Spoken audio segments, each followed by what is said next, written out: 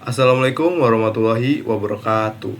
Perkenalkan, nama saya Muhammad Zaki Atallah dari kelas TROA dengan NIM 3 digit terakhir yaitu 011. Di sini saya akan menjelaskan mengenai dasar-dasar pendahuluan sistem kontrol. Oke, langsung saja. Dasar sistem kontrol. Di era teknologi yang berkembang pesat, sistem kontrol memiliki peran penting dalam menjaga stabilitas proses, meningkatkan efisiensi produksi, dan memastikan kualitas hasil. Penerapan sistem kontrol modern memanfaatkan otomatisasi dan kecerdasan buatan untuk mengoptimalkan kinerja berbagai bidang industri. Dengan menguasai dasar sistem kontrol, kita dapat memahami bagaimana input diolah menjadi output yang akurat dan sesuai target. Dalam PPT ini merujuk pada buku Katsuhito Ogata yang berjudul Modern Control Engineering. Katsuhito Ogata berpendapat bahwa sistem kontrol dibagi menjadi dua, yaitu open loop yang bersifat sederhana dan stabil tetapi kurang adaptif, dan closed loop menggunakan feedback sehingga lebih adaptif namun berpotensi tidak stabil. Dalam pemodelannya dilakukan dengan fungsi alih untuk sistem sederhana dan ruang keadaan untuk sistem kompleks. Lalu analisis stabilitas memakai root locus, Bode, Nyquist, and Roth-Chatterton. Desain kontrol menggunakan PID dengan tuning modern dan kompensator lead lag, sedangkan kontrol modern memanfaatkan pole placement, state observer, dan robust control untuk kestabilan mesin. Jadi pada buku Katsuhiko Ogata, dalam bukunya itu menjelaskan bahwa konsep dasar sistem kontrol, kemudian pemodelan dan analisis sistem yang dipakai, dan juga pendekatan desain kontrol, yang mana dia membandingkan antara PID dan juga kontrol modern. Kemudian PPT ini juga merujuk pada buku dari Prof. Iwan Setiawan dengan judulnya Kontrol PID untuk Proses Industri. Pada dalam bukunya dijelaskan bahwa kontrol PID digunakan pada kurang lebih 90% proses industri karena sederhana dan efektif, dengan P untuk respon cepat, I untuk menghilangkan error steady state, dan D untuk menjaga stabilitas sistem. Metode tuning dan penerapannya dilakukan dengan Ziegler-Nichols, Cohen-Kuhn, trial and error, and software simulasi, dan digunakan untuk mengendalikan suhu, tekanan, aliran, level, cairan, dan kecepatan motor, maupun besaran-besaran yang ingin ditentukan set point. Variasi, tantangan, dan keunggulannya. Variasi seperti PI, PD, dan anti-window membantu optimisasi. Namun, tuning sering sulit dan model sistem tidak selalu sempurna. Meski begitu, PID tetap fleksibel dan efektif dalam menjaga stabilitas. Jadi dalam bukunya itu dijelaskan bahwa peran dan fungsi PID dalam industri itu gimana, dalam pemodelan otomasi itu bagaimana, dan metode tuning dan penerapannya itu seperti apa. Dan juga dibahas juga variasi dari optimalisasinya, dan juga tantangan dan juga keunggulan dari kontrol PID pada proses industri. Oke, kemudian kita masuk ke pengertian dasar sistem kontrol, sistem PID. Sistem kontrol adalah mekanisme yang digunakan untuk mengatur proses agar output sesuai dengan set point yang diinginkan. Tujuan utamanya adalah menjaga stabilitas, akurasi, dan kecepatan respon. Meskipun terdapat gangguan, salah satu konsep penting dalam sistem kontrol adalah feedback atau umpan balik, di mana itu bakal menjadi acuan untuk membandingkan kondisi yang diinginkan dengan kondisi yang aktual. Kemudian selisihnya, errornya atau disturbance-nya digunakan controller untuk melakukan koreksi. Jadi semisal ada proses di mana proses itu diawasi atau di monitoring oleh sebuah sensor. Sensor itu akan mengukur besaran yang diinginkan set point dengan keadaan yang aktual pada sistem proses tersebut. Jika ada error atau ada perbedaan, itu akan dianggap sebagai selisihnya itu akan dikembalikan lagi ke controller dan controller akan mengoreksinya. PID controller adalah salah satu bentuk controller yang paling populer dan paling banyak digunakan di dunia industri. PID terdiri dari 3 komponen utama. Ya, P-nya itu proporsional, memberikan aksi kendali sebanding dengan besar error. Semakin besar errornya, semakin besar pula sinyal koreksinya. Nah, ini masuknya tuh termasuk umpan balik atau feedback. Kemudian integral atau I, mengakumulasi error dari waktu ke waktu untuk menghilangkan error steady state sehingga sistem bisa mencapai target dengan akurat. Jadi error-error yang didapat dari sensor tuh diakumulasi dan dalam waktu-waktu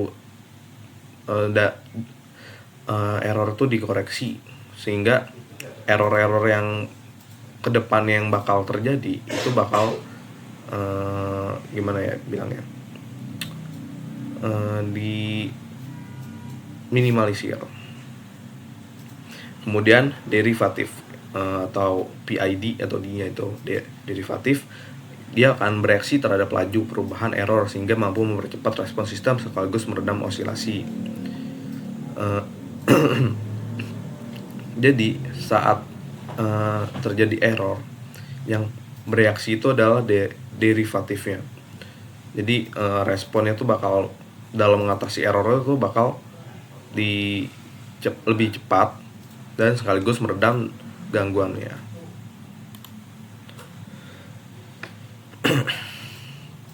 Nah, kemudian ini adalah tuning PID. Tuning PID yang efektif dimulai dengan memahami dinamika proses, bukan sekadar menghafal rumus. Untuk menganalisanya digunakan model FOPDT, First Order plus Dead Time. Karena sederhana dan cocok untuk banyak proses industri, model ini memanfaatkan 3 parameter utama, yaitu KP, process gain, time constant, dan dead time, yang menentukan respon sistem terhadap perubahan kontrol.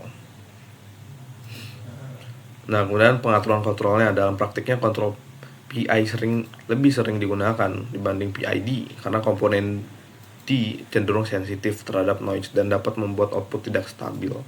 Oke, kita balik lagi.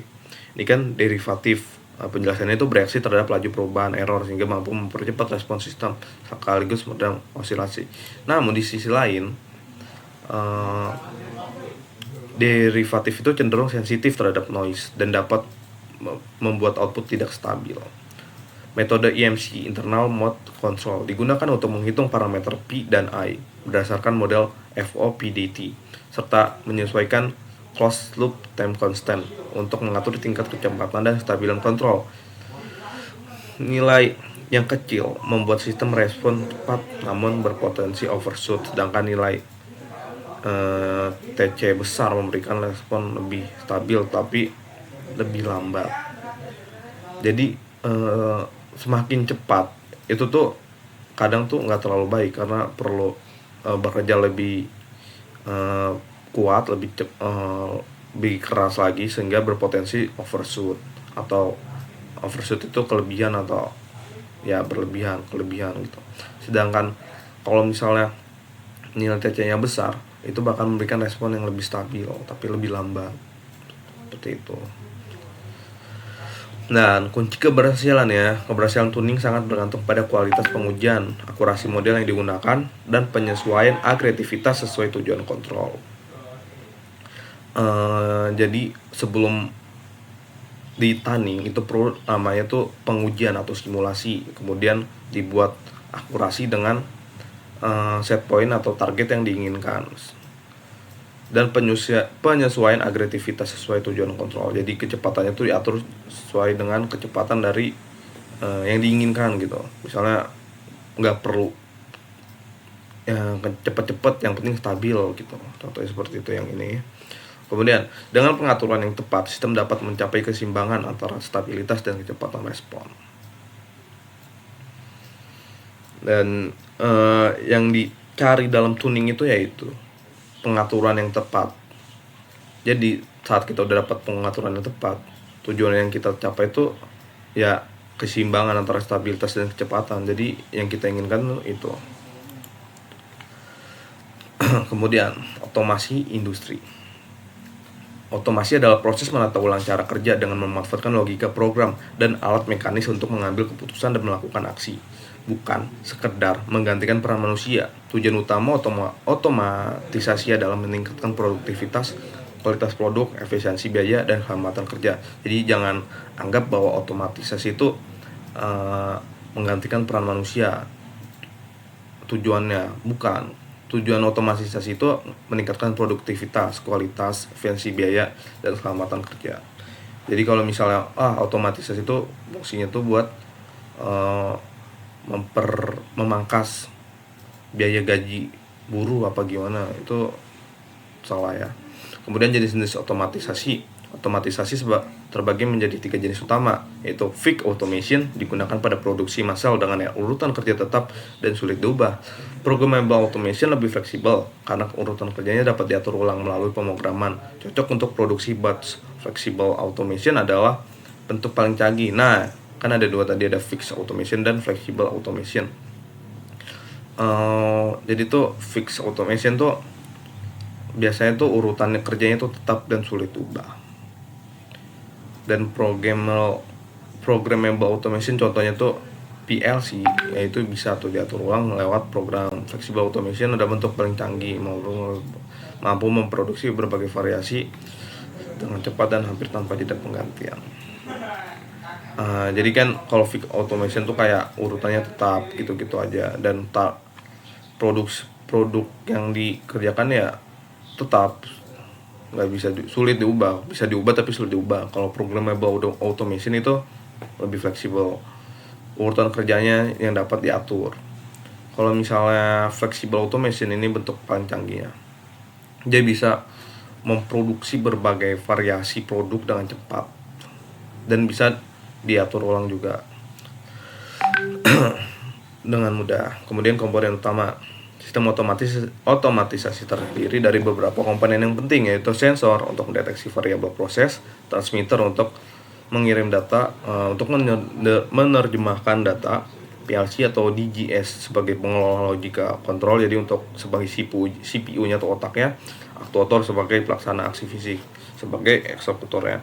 Dengan dukungan teknologi mikroprosesor dan jaringan, otomatisasi terus berkembang menjadi sistem yang lebih cerdas dan terintegrasi sehingga mengubah cara kerja industri modern. Jadi pada industri 4.0 atau bahkan sekarang 5.0, kecerdasan utama itu kecerdasan EA atau artificial intelligence tuh digencarkan banget, dimanfaatkan banget. Jadi dengan dukungan mikroprosesor dan jaringan, jadi ada controller dan juga jaringannya itu bakal lebih terintegrasi dan bakal mengubah benar-benar kinerja dari industri modern. Dan kemudian ini komponen utama sistem kontrol yang tadi udah dijelasin. Aku perdalam lagi. Sensor atau alat ukur. Yang pertama ada sensor dan alat ukur untuk membaca kondisi nyata. Itu bisa berupa suhu, tekanan, level atau kecepatan atau lainnya yang tersedia gitu. Sensornya tersedia. Kemudian ada controller, PID-nya ya untuk menghitung aksi kendali berdasarkan error. Intinya tuh sebagai pengendalinya CPU-nya untuk kayak mengirimkan sinyal atau mengkalkulasi kendali berdasarkan error. Tapi nggak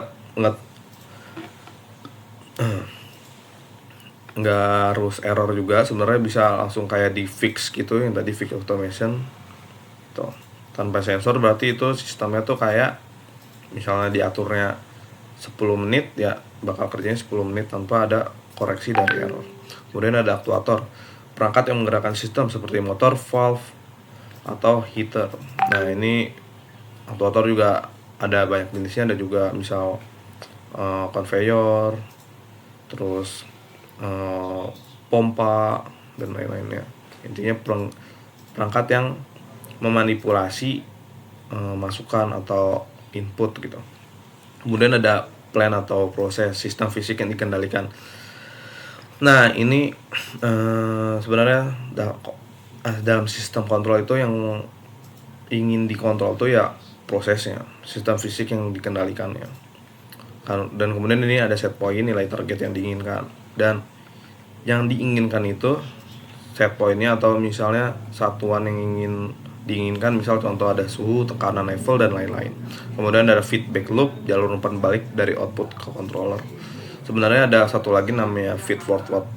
Itu jadi dia udah controllernya bekerja dari error dari luar gitu. Jadi nggak dibaca sensor dulu, jadi dia langsung memperkirakan error terus dia bekerja gitu. Kalau misalnya ini kan, kalau feedback kan dia membaca errornya baru bekerja gitu. Kalau ini kebalikannya. Kemudian, nah ini terakhir, kontrol fraksional. Konsep dasar kontrol fraksional adalah versi lanjutan dari kontrol PID klasik. Metode ini menggunakan order pecahan lambda mu pada proses integral dan turunal. Keunggulannya adalah fleksibilitas tinggi dan kemampuan mempertimbangkan riwayat sinyal sehingga hasil kontrol lebih halus dan stabil. Jadi ini tuh versi advance-nya dari PID klasik, PID pada umumnya atau PID yang biasanya. Ini adalah versi advance-nya. Mungkin ini sudah banyak dipakai di industri. Dan strukturnya tuh P delta D dan mu, lambda D dan mu adalah bentuk umum kontrol fraksional. Lambda mengatur kekuatan aksi integral, mu mengatur kekuatan aksi turunan. Struktur ini memungkinkan tuning lebih presisi dibanding PID standar sehingga kinerja sistem dapat disesuaikan lebih optimal. Ini ada ini. Jadi lambda itu bakal mengatur gitu kekuatan atau manipulasi yang ingin dilakukan. Kemudian mu bakal mengatur kekuatan aksi dari turunannya. Oh ini masuknya ke pemodelan nanti. Ini ada turunan dan integral. Ini diperhitungkan melalui persamaan diferensial nantinya. Kemudian keunggulan utama dari kontrol fraksional ini yaitu responnya lebih presisi dan stabil, mengurangi error lebih cepat, adaptif terhadap gangguan dan mampu menyesuaikan dengan kondisi dinamis, cocok untuk sistem kompleks dan non-linear sehingga lebih baik dari PID biasa, mengurangi overshoot dan menjaga kestabilan proses. Jadi overshoot yang tadi yang nilai TC-nya kecil dia bakal lebih cepat tapi bakal potensinya tuh overshoot. Jadi dalam proses itu yang penting tuh stabil, responnya cepat juga penting, tapi lebih ke yang dibutuhkan atau kecepatan yang memang dibutuhkan saja, yang sudah di setting atau yang diinginkan. Jadi kalau misalnya di luar set point itu yang diinginkan bakal overshoot dan itu bakal mengganggu apa yang kita inginkan, apa yang ingin kita kontrol. Dan terima kasih. Sekian dari saya. Kurang lebihnya mohon maaf apabila penjelasan saya banyak miss-nya atau banyak salahnya, bisa dikoreksi di kolom komentar. Sekian, terima kasih.